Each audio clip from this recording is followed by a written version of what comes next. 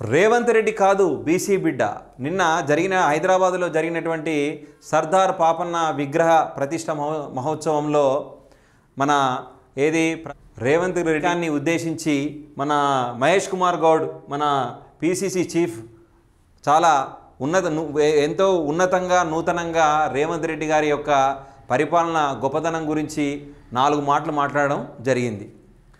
BC bill పట్టుబెట్టి పెట్టించారు, కష్టపడే కార్యకర్తలకు అండగా నిలుస్తాం, పదవులు రాలేదని నిరాశ వద్దు, సమన్వయంతో పనిచేయాలి, 10 ఏళ్ళు పవర్లో పోస్టులు సర్దుబాటు, పిసిసి చీఫ్ మహేష్ కుమార్ గౌడ్ అన్నారు. అంటే చాలామంది కూడా కాంగ్రెస్ పార్టీలో, అధికార పార్టీలో అర్హత ఉన్న వాళ్ళ కొందరికి పదవులు వచ్చినాయి, కొందరికి రాలేదు.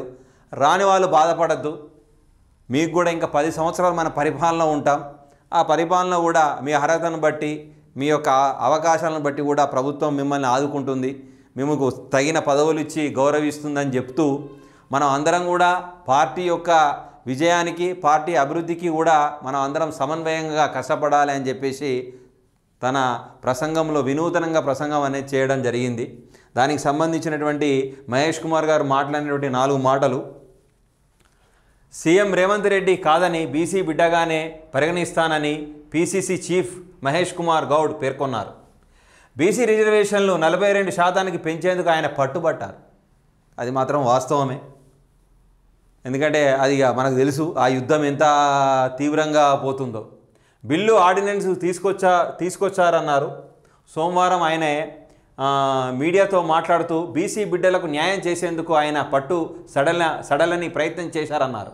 అందుకే ఆయన్ను బీసీ బిడ్డల సంక్షేమ నేతగా చూడాల్సి వస్తుందన్నారు. రిజర్వేషన్లు అమలు త్వరలోనే కొలికి వస్తుందన్నారు.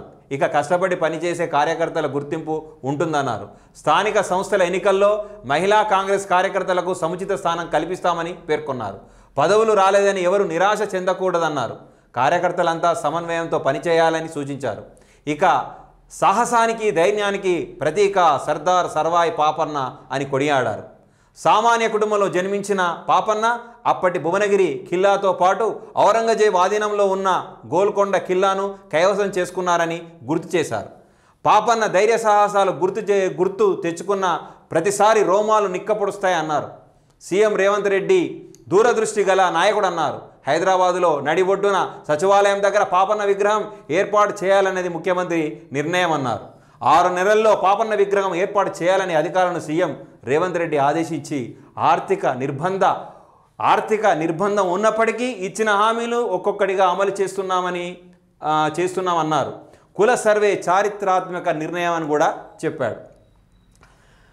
కుల సర్వే దేశానికి రోల్ మోడల్గా, దిక్సూచిగా మారిందన్నారు.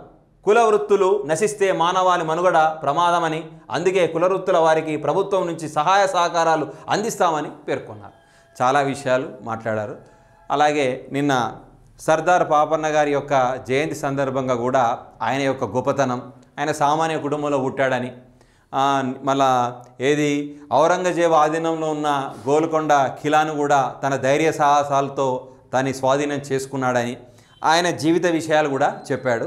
అలాగే ఈ స్థానిక ఎన్నికల్లో కూడా సముచిత స్థానం మహిళలకు ఇస్తామని చెప్పాడు. అలాగే తెలంగాణ రాష్ట్రంలో చాలా రకాలుగా కులవృత్తులు ఉన్నాయి, ఆ కులవృత్తులను కూడా గౌరవించాలి, వాటిని గౌరవించకపోతే మానవ మనుగడకే ప్రమాదం అని చెప్పాడు.